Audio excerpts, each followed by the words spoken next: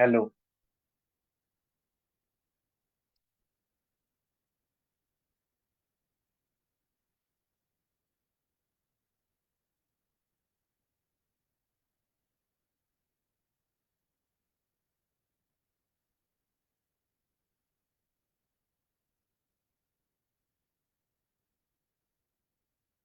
पादपद्मं लोके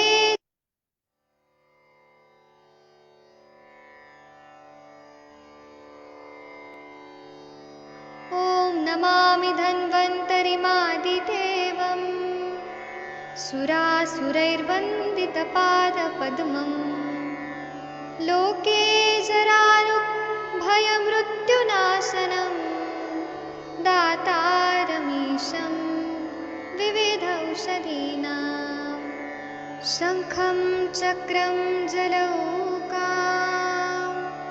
दधतं मृतघटं चारुदोर्भिश्चतुर्भिः सूक्ष्मस्वच्छातिहृद्यं सुपिबध्रं मुलिमम्भोजनेत्रं कालाम्भोदोज्ज्वलाङ्गं कटितटविलसच्चारुपीताम्बराढ्यं वन्दे धन्वन्तरीतं निखिलगदवन् प्रौढदावाग्निलीलं प्रौढदावाग्निलीलं प्रौढदावाग्निलीलम्।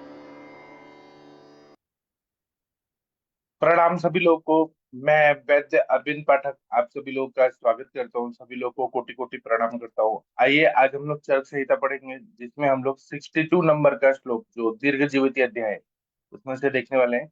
आप सबके सब भारत के सर्वश्रेष्ठ चिकित्सक लोग हैं, सभी को मैं प्रणाम करता हूँ। आदरणीय वीना मैडम जी, आप ये 62 63 नंबर का श्लोक पढ़िए प्लीज। मेरी आवाज आ रही है वीना मैडम? अनम्यूट कर पा रहे हैं? डॉक्टर प्रदीप सर, आप पढ़ सकते हैं 62 नंबर का श्लोक? जी सर, नमस्कार सर। प्रणाम सर। विपरीत गुणेर्देशे मात्रा कालोपपादिते। बोलिए सब लोग। ऐसे जी। मैं तो आप ही पढ़िए सर, बाकी लोग नींद में है थोड़ा। ऐसे जी वर्तन्ते विकाराः साध्य समन्ता साधनं तत्वा साध्यनां व्याधीनाम् उपदिश्यते भूयश्चातो यथा द्रव्यम गुणकर्म प्रवक्ष्यते। विपरीत गुण वाले, हेतु विपरीत, व्याधि विपरीत और हेतु और व्याधि दोनों के विपरीत और कार्य करने वाले द्रव्यों की देश मात्रा काल के अनुसार योजना करने पर औषध से साध्य व्याधियां शांत हो जाती हैं। असाध्य रोग अच्छे नहीं होते और जो रोग औषधियों से असाध्य हैं उनके लिए औषध का उपदेश भी नहीं किया जाता।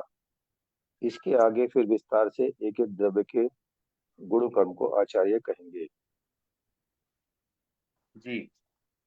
जो ऐसे बता रहे कि विपरीत गुण वाले, जैसे हेतु विपरीत, फिर व्याधि विपरीत, और हेतु और व्याधि विपरीत दोनों के कार्य करने वाले, ये मेडिसिन ऐसे होते हैं तो साध्य रोगों की शांति होने के लिए। ऐसा अगर अपोजिट चीजें दिया है, हेतु विपरीत व्याधि विपरीत, हेतु व्याधि विपरीत, और द्रव्यों की देश देख के, मात्रा देख के, काल के अनुसार योजना करने पर औषध से साध्य व्याधियां शांत हो जाती हैं। जो साध्य व्याधि है वो शांत हो जाएंगी और असाध्य रोग ठीक नहीं होते। और जो रोग औषधों से असाध्य है उनके लिए औषध का उपदेश भी नहीं किया जाता है। जो नहीं होंगी वो नहीं होंगी। इसके लिए आगे फिर विस्तार से एक एक द्रव्य के गुण कर्म को आचार्य लोग कहने वाले हैं। अब ये पढ़ दीजिए 64 नंबर का श्लोक। एक मिनट रुकिए। हाँ, ये लाइव तो है, फेसबुक पे दिख नहीं रहा। हाँ, ये प्लीज पढ़ दीजिए 64 नंबर का श्लोक। ये आया नहीं। अभी आया? रसों की उत्पत्ति। रसनार्थो रसतस्य द्रव्यमापः क्षितिस्तथा निर्वतो च रसनार्थो विशेषे च। पढ़िए पढ़िए। पढ़िए रसनार्थो पढ़िए। रसस्तस्य द्रव्यमापक्षितिस्तथा निर्वतो च विशेषे च प्रत्या खाद्यम श्रेय। निवृत्तो च विशेषे च प्रत्ययः खादयत्रयः। जी सर। इसका हम हिंदी पढ़ते हैं। रसों की उत्पत्ति, ये पढ़िए। रसनेन्द्र के ग्राह्य रसने गुण। रसनेन्द्रिय से ग्राह्य गुण रस है। इस रस की उत्पत्ति में आधार कारण जल और पृथ्वी है। इस रस के भेद करने में आकाश, वायु और अग्नि, ये तीनों निमित्त कारण होते हैं। वास्तव में रस की उत्पत्ति स्थान जल है और पृथ्वी इसका आधार है, क्योंकि एक द्रव्य दूसरे द्रव्य से मिल जाता है। विष्टम वप्रम परेण न्याय न्याय संहिता। जल और पृथ्वी में आकाश, वायु और अग्नि का भी अंश समाविष्ट रहता है। कहा भी है, तेषमेक गुणम पूर्वम गुण वृद्धि परे परे पूर्य पूर्वो गुणश्चैव क्रमशो गुणीषु स्मृतः। इसलिए इस एक रस के 6 भेद हो जाते हैं। जैसे पृथ्वी और जल की अधिकता से मधुर, पृथ्वी और अग्नि की अधिकता से अम्ल, जल ऊपर करना पड़ेगा। तो ये बता रहे हैं कि रसनेन्द्र का ग्राह्य गुण रस है। इस रस की उत्पत्ति में आधार कारण जल और पृथ्वी है। जल और पृथ्वी से रस उत्पन्न होता है। रस के भेद करने में आकाश, वायु, अग्नि, ये तीनों निमित्त कारण होते हैं भेद करने में। वास्तव में रस की उत्पत्ति स्थान जल है और पृथ्वी इसका आधार है, क्योंकि एक द्रव्य दूसरे द्रव्य से मिल जाता है। विष्टम या परण परण न्याय दर्शन के हिसाब से जल और पृथ्वी, आकाश, वायु, अग्नि का भी अंश समाविष्ट रहता है। कहा भी गया है कि तेषाम एकम गुणम पूर्वम गुण वृद्धि वृद्धि परे परे पूर्व पूर्वो गुणश्चैव क्रमशः गुणेषु स्मृता। इसलिए इस एक रस के 6 भेद हो जाते हैं। जैसे पृथ्वी और जल की अधिकता से मधुर रस, पृथ्वी और अग्नि की अधिकता से अम्ल रस, जल और अग्नि की अधिकता से लवण रस, वायु और अग्नि की अधिकता से कटु रस, वायु और आकाश की अधिकता से तिक्त रस, वायु और पृथ्वी की अधिकता से कषाय रस बनता है। और 6 रसों में जो जो महाभूत होते हैं उस हिसाब से वो हम लोग देखते हैं।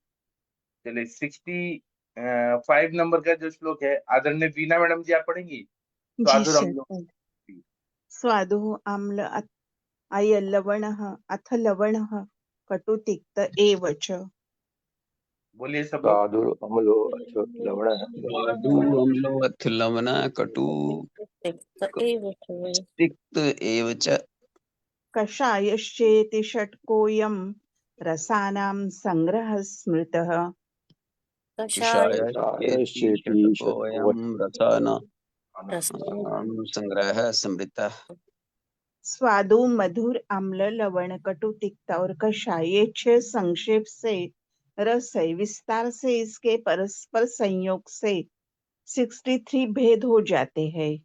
हाँ, तो ये मधुर अम्ल लवण कटु तिक्त कषाय, ये 6 रस संक्षेप में है। लेकिन इसके 63 भेद कैसे होते हैं कि मधुर अम्ल, फिर मधुर लवण, मधुर कटु, मधुर तिक्त, ऐसे अलग अलग भेद से परमुटेशन कॉम्बिनेशन से 63 भेद हो जाते हैं। आदरणीय कंचन मैडम आप 66 नंबर का श्लोक पढ़िए प्लीज। जी सर। प्रणाम सर। प्रणाम मैम। आपका स्वादु थीसिस का काम हो गया? मोस्टली सर 95% हो गया, पर दिवाली के बाद सबमिट कर रही हूँ मैं। हाँ हाँ करिए, हाँ ठीक है, पढ़िए। स्वादु अम्ल लवण वायु कषायस्ता स्वादु तिक्तकः।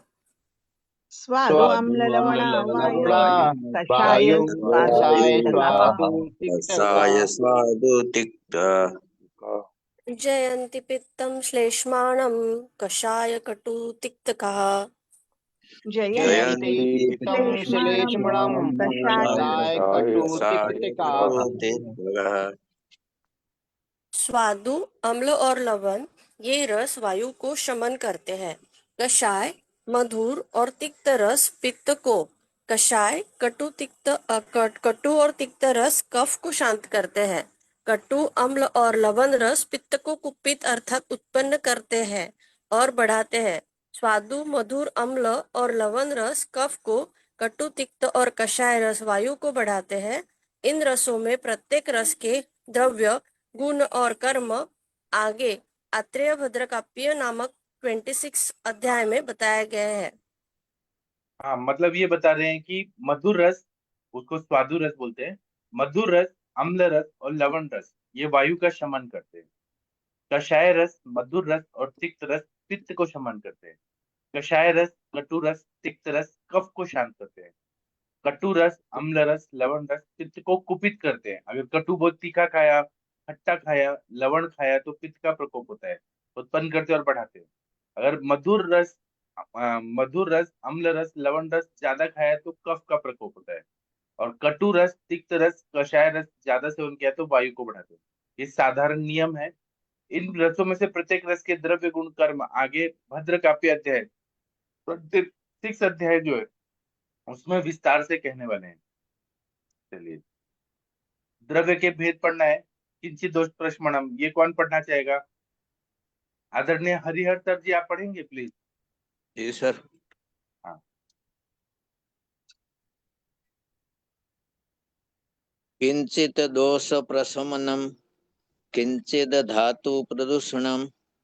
बोलिए किंचित सब लोग। दोष किंचित दोष प्रशमनम, प्रशमनम, किंचित धातु प्रदूषणम, प्रदूषणम। स्वस्थस्य वृतो हिते, किंचित त्रिविधम द्रव्यमुच्यते। स्वस्थवृत्तो स्वस्थवृतो हिते त्रिविधं किंचित द्रव्यमुच्यते। त्रिविधम विषय द्रव्यमुच्यते। द्रव्य तीन प्रकार के हैं। कुछ द्रव्य वात आदि दोषों का शोधन एवं शमन करते हैं, जैसे तेल वायु का, घी पित्त का और मधु कफ का। जी सर। पूरा करिए, पूरा पढ़िए। शमन करता है। और ये पढ़िए 4 लाइन। ये स्वस्थ अवस्था के लिए हितकारी है, जैसे लाल चावल, साठी के दाव, जो जीवंती शाक आदि शमन करने स्वस्थ हित द्रव्यानिमिति त्रिविधा। वाग्भट में खाली। हाँ, ये बोल रहे हैं कि द्रव्य 3 प्रकार के होते हैं। कुछ द्रव्य वात आदि दोषों का शोधन और शमन करते हैं, जैसे कि किंचित दोष प्रशमनम है तो ये ना दोषों का शमन करते हैं। जैसे कि तेल है, वायु का शोधन करता है और शमन भी करता है। पित्त, घी जो है वो पित्त का शमन करता है। मधु है, वह कफ का शमन करता है। कुछ द्रव्य शरीर को धारण करने वाले होते हैं, तो बात आदि वो कुपित करते हैं। धारण करने बात आदि को या रस आदि को कुपित या दूषित करते हैं। किंचित धातु प्रदूषणम, कुछ द्रव्य ऐसे होते हैं कि उल्टा पुल्टा खाया तो दोष बिगड़ जाते हैं। कुछ द्रव्य स्वस्थ का रक्षण करने वाले होते हैं, वह स्वस्थ अवस्था के लिए हितकारी होते हैं। जैसे लाल चावल, सांठी चावल, जौ, जीवंती शाक, ये स्वस्थ अवस्था को टिकाए रखने के लिए यूजफुल होते हैं। इसीलिए शमनम कोपनम स्वस्थ हितम, शमन करने वाले, कुपित करने वाले और स्वस्थ के लिए हितकारी, ऐसे द्रव्य 3 टाइप के होते हैं, ऐसा वाग्भट जी बताते हैं। 68-69 नंबर का जो श्लोक है, यह कौन पढ़ना चाहेगा? महाजन सर जी, आप पढ़ सकते हैं प्लीज। प्रणाम सर, प्रणाम, सभी का प्रणाम। पढ़ देता हूँ। तत् पुनर्त्रिविधम ज्ञेयम जांगमम उद्भिद पार्थिवम। तत्पुनस्त्रिविधं ज्ञेयं पुनस्त्रिविधम जांगमं ज्ञेयं जांगम मोद्भिदपार्थिवम्। उद्भिद पार्थिवम्। मधुनी गो रसा पित्तम वसा मज्जा श्री आमिषम। मधुनि मधुनि गोरसा पित्तं गौरसा वसा पित्तं मज्जा वसा मज्जा सुगमिषम्। कामेशम। सगामिषम्। ऋणमूत्रम चरम रेतोस्थि स्नायु श्रृंगा कुरानखा। विन्मूत्रं चररेतो मूत्रम चर रेतो शृङ्गं अस्ति स्नायु शृंग पुरान्नखा। जंग में भय प्रयुज्यन्ते केशा लोमानि रोचना। जङ्गमे जंग में प्रयुज्यन्ते केशा प्रयुज्यन्ते लोमानि रोचना। केशा लोमानि रोचना। द्रव्य फिर 3 प्रकार के हैं। जंगम, प्राणियों से उत्पन्न होने वाले, और औद्भिद, भूमि के भेदन करके पृथ्वी में से उत्पन्न होने वाले वनस्पति आदि। पार्थिव, भूमि से उत्पन्न होने वाले खनिज। जंगम द्रव्य मधु, शहद, गौरस, दूध, घी आदि। पित्त, वसा, चर्बी, मज्जा, रक्त, मांस, विष्ठा, मूत्र, चर्म, वीर्य, अस्थि, स्नायु, सींग, नख, खुर, केश, सिर के बाल, रोम, शरीर के बाल, रोचना अर्थात गोरोचना, ये जंगम प्राणियों से लेकर व्यवहार में लाए जाते हैं। हाँ, अब ये बता रहे हैं कि द्रव्य 3 प्रकार के होते हैं। एक जांगम, जो मतलब एनिमल प्रोडक्ट होते हैं, प्राणियों से उत्पन्न होने वाले। और ऑर्बिट मतलब भूमि को भेदन करके पृथ्वी से उत्पन्न होने वाले ऑर्बिट होते हैं, वनस्पति वगैरह। पार्थिव मतलब भूमि से उत्पन्न होने वाले खनिज जो होते हैं, मिनरल्स, वो होते हैं। तो पहले बता रहे हैं जंगम द्रव्य क्या क्या होते हैं, जो एनिमल प्रोडक्ट, जो हम ट्रीटमेंट के लिए प्रयोग करते हैं, जैसे मधु है, शहद को करते हैं। गोरस मतलब गाय का दूध है, दूध, घी आदि। पित्त भी यूज करते हैं, गोरोचन हम यूज करते हैं गॉल ब्लैडर स्टोन के लिए, उससे डिजोल्व हो जाता है। वसा, चर्बी का हम लोग प्रयोग करते हैं अभ्यंग के लिए। तो और मतलब कोई कोई बीमारी में हम लोग वसा का प्रयोग करते हैं। मज्जा का प्रयोग करते हैं हम लोग। फिर रक्त, मांस, विष्ठा, कबूतर का जो विष्ठा होता है वो पैरालिसिस में कितना अच्छा काम करता है। फिर मूत्र, गोमूत्र वगैरह करते हैं। चर्म का प्रयोग करते हैं चिकित्सा में। वीर्य का प्रयोग करते हैं। अस्थि का प्रयोग करते हैं। स्नायु, सिंग, नाखून, खुर, सिर के बाल, रोम, शरीर के बाल। अभी ये जो सिंह है तो 12 सिंगा का हम सिंह भस्म प्रयोग करते हैं। और रोचना, गोरोचन जो होता है, ये सब जंगम प्राणियों से लेकर व्यवहार में लाए जाते हैं और बहुत अच्छा रिजल्ट आता है। ये आयुर्वेद का ब्यूटी है कि हम लोग हर चीज का प्रयोग कर लेते हैं चिकित्सा में। 71 नंबर का जो श्लोक है, आदरणीय राम जी आप पढ़ेंगे सर प्लीज। जी डॉक्टर सर राम जी। जी, हाँ सर, पढ़िए। भौम द्रव्य।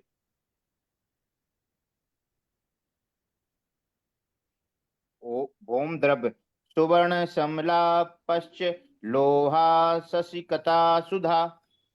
सुवर्ण सुवर्णमला लोहा लोहा च ससिकता सुधा लोहा ससिक्ता सुधा मन शिलाले मणयो लवणम गोरिकंजने।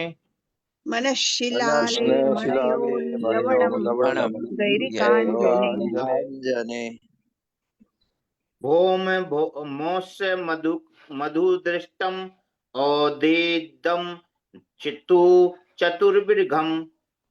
भौममौषधम् औषधमुद्दिष्टम् उद्दिष्टम् औषधमुतु औषधमुद्दिष्टम् चतुर्विधम् चतुर्विधम्।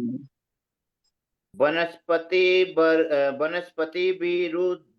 विरुघश्च बानस स्तस्य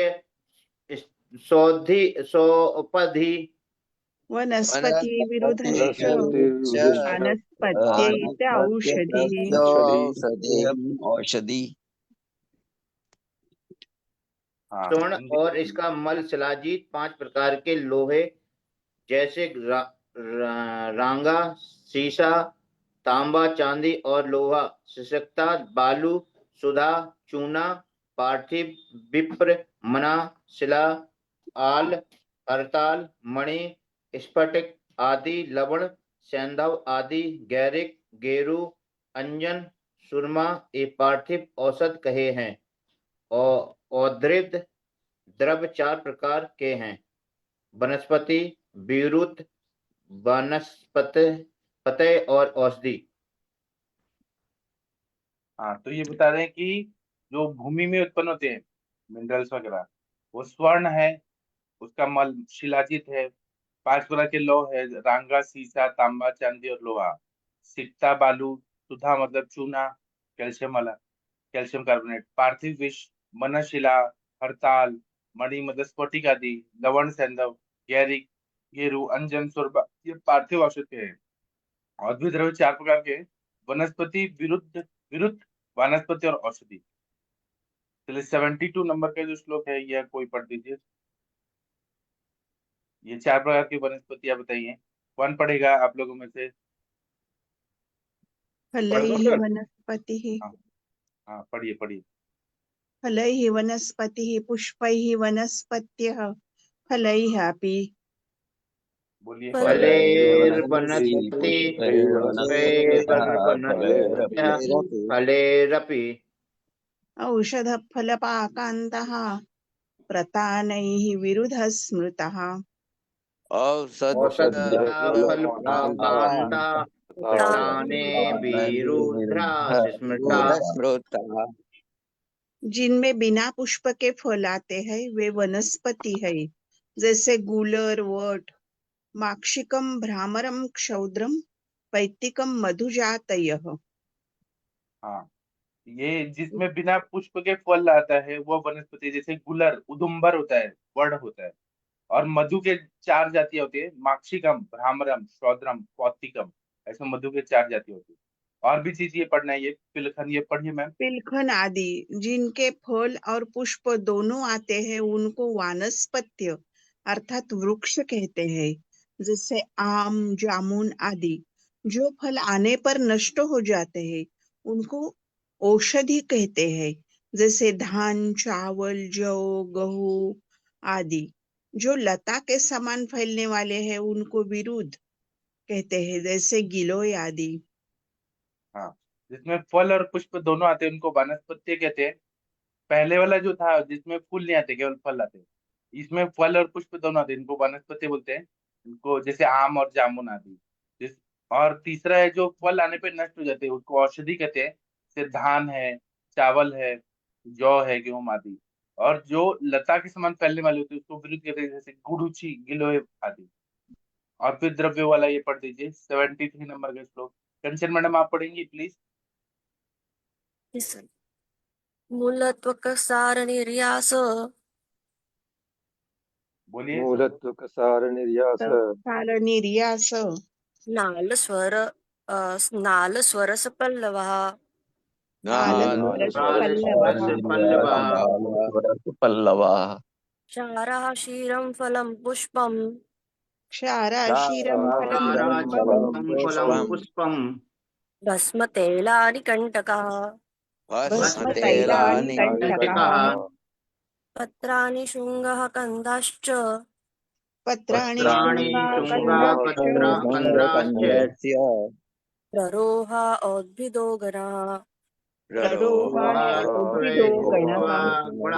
गण मूल त्वचा, अंदर का स्थिर सार भाग मतलब निर्यास, गोंद मतलब नाड़, नाल मतलब स्वरस, पीड़न करके द्रव्य से निकाला हुआ रस मतलब पल्लव, पत्ते, आम, जामुन आदि के क्षार, क्षीर, दूध और आदि के फल, पुष्प, भस्म, तेल मिलावे आदि का, कांटे, पत्ते, श्रृंग अर्थात छोटे दो कांटे जो वृक्ष पर होते हैं, जैसे सिंबल के, कंद अर्थात फलहीन औषधियों के मूल मतलब प्ररोह, अंकुर यह उद्भिद गण है। वनस्पतियों के ये उपरोक्त अंश वाम में आते हैं। जी, तो ये हो गया वनस्पति के बारे में बता रहे हैं कि मूल, त्वचा और सार भाग, अंदर का स्थिर सार भाग, निर्यास मतलब गोंद, नाल, स्वरस, पीड़न करके द्रव्य से निकाला हुआ जो स्वरस होता है। फिर पल्लव मतलब पत्ते, आम के पत्ते जो रहते कोमल पत्ते, उनको पल्लव बोलते हैं। जामुन आदि के क्षार मतलब क्षार जो हम प्रयोग करते हैं, सज्जी क्षार, युवक क्षार। फिर दूध, क्षीर, जैसे हम लोग ये करते हैं, अलग अलग जो अर्क शीर वगैरह यूज करते हैं, निबड़ुम का जो करते हैं।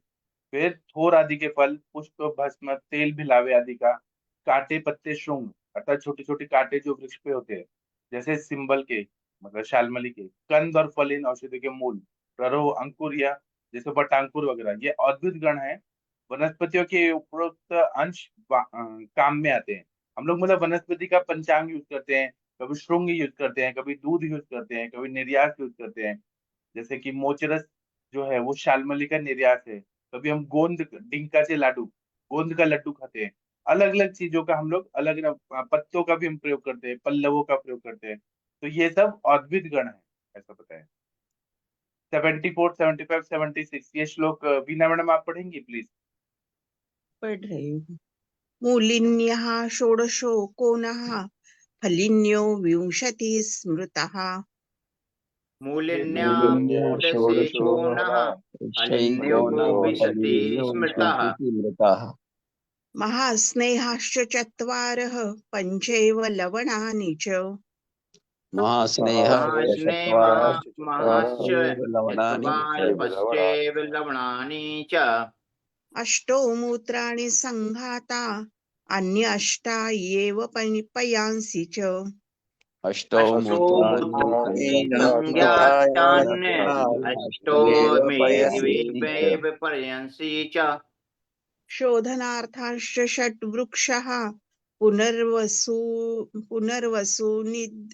निदर्शितः शोधनार्थश्च षड्वृक्षा पुनर्वसु निर्दिष्टाः ये एतान् वेत्ति संयुक्तं विकारेषु वेदवित् एतान् वेत्ति संयोक्तुं विकारेषु वेदवित्। जिस वनस्पतियों का मूल प्रयोग करने योग्य है वे मूलिन है। ऐसी वनस्पतियां 16 है। 16 है और 16 जिन आहे. हाँ 16 म्हणतो ना आपण तसं 16. और जिन वनस्पतियों का फल उपयोगी है वे फलिनी है। ऐसी वनस्पतियां 19 है। 4 महास्नेह है जैसे घी, तेल, वसा और मज्जा। 5 प्रकार के नमक है, 8 प्रकार के मूत्र और 8 ही प्रकार के दूध है। और संशोधन के लिए 6 वृक्ष पुनर्वसु आत्रेय ने कहा है। जो विद्वान वैद्य रोगों में इन सब का प्रयोग करना चाहता है वो आयुर्वेद को भली प्रकार से जानता है। तो ऐसे बता रहे हैं कि हम लोग मूल का भी प्रयोग करते हैं, मूलिनी द्रव्य। ऐसे वनस्पतियां 16 वनस्पतियां 16 है जिनका हम मूल प्रयोग करते हैं। जिन वनस्पतियों का फल उपयोगी है वो फलिनी है। ऐसी वनस्पतियां 19 है, 19 है। उसी तरह से 4 महास्नेह है, घी, तेल, वसा और मज्जा। मतलब ऐसे तो बहुत सारे अनगिनत है, लेकिन ये मेन इन्होंने बताया। और 4 महास्नेह, घी, तेल, वसा, मज्जा। 5 प्रकार के नमक है, 8 प्रकार के मूत्र है, 8 प्रकार के दूध है। संशोधन के लिए 6 वृक्ष है, पुनर्वसु आत्रेय ने कहे। जो विद्वान वैद्य रोगों में इन सब का प्रयोग करना जानते हैं वो आयुर्वेद को भली प्रकार से जानते हैं। बाकी हम कल पढ़ेंगे। आदरणीय वीणा मैडम जी, आप भगवान का प्रेयर कर सकती हैं प्लीज। जी सर, कर रही हूँ। श्री गणेशाय नमः। अस्य श्री राम रक्षा स्तोत्र मंत्रस्य बुध कौशिक ऋषिः श्री सीता रामचंद्रो देवता अनुष्टुप छन्दः सीता शक्तिः श्रीमद् हनुमान कीलकम् श्री रामचंद्र प्रीत्यर्थे जपे विनियोगः। अथ ध्यानं ध्याजानुबाहुं धृतशरधनुष्यं बद्ध पद्मासनस्थं पीतं वासो वसानं नवकमलदलस्पर्धिनेत्रं प्रसन्नं वामाङ्कारूढसीता मुखकमलमिलल्लोचनं नीरदाभं नानालङ्कारदीप्तं दधतमुरुजटामण्डनं रामचन्द्रम् इति ध्यानम्। चरितं रघुनाथस्य शतकोटिप्रविस्तरम् एकैकमक्षरं पुंसां महापातकनाशनं ध्यात्वा नीलोत्पलश्यामं रामं राजीवलोचनं जानकी लक्ष्मणोपेतं जटामुकुटमण्डितं साहसीतूणधनुर्बाण पाणिं नक्तं चरान्तकं स्वलीलया जगत्रातुं आविर्भूजमजं विभुं राम रक्ष पठेत् प्राज्ञः पापघ्निं सर्वकामदां शिरो मे राघव पातु भालं दशरथात्मजः कौसल्येयो दृशो पातु विश्वामित्रप्रियश्रुति घ्राणं पातु मखत्राता मुखं सौमित्रवत्सलः जिह्वां विद्यानिधिः पातु कंठं भरतवन्दितः स्कन्दो दिव्यायुधः पातु भुजो भग्नेशकार्मुकः करौ सीतापतिः पातु हृदयं जामदग्न्यजित् मध्यं पातु खरध्वंसी नाभिं जाम्बवदाश्रयः सुग्रीवेशः कटिः पातु सक्थिनी हनुमत्प्रभुः ऊरू रघुत्तमः पातु रक्षः कुलविनाशकृत् जानुनी सेतुकृत् पातु जङ्घे दशमुखान्तकः पादौ बिभीषणश्रीदः पातु रामोऽखिलं वपुः एतां रामबलोपेतां रक्षां यः सुकृती पठेत् स चिरायुः सुखी पुत्री विजयी विनयी भवेत्। Thank you sir. जी, अब हम लोग शाम को 7 बजे मिलेंगे कोई व्याधि के साथ, और व्याधि पढ़ेंगे और या कोई चीज पढ़ेंगे, और रात को 9 बजे क्लिनिकल समाचार होगी। तो सबका दिन शुभ हो, ऐसी शुभकामनाएं। थैंक यू, प्रणाम सभी लोग को, प्रणाम।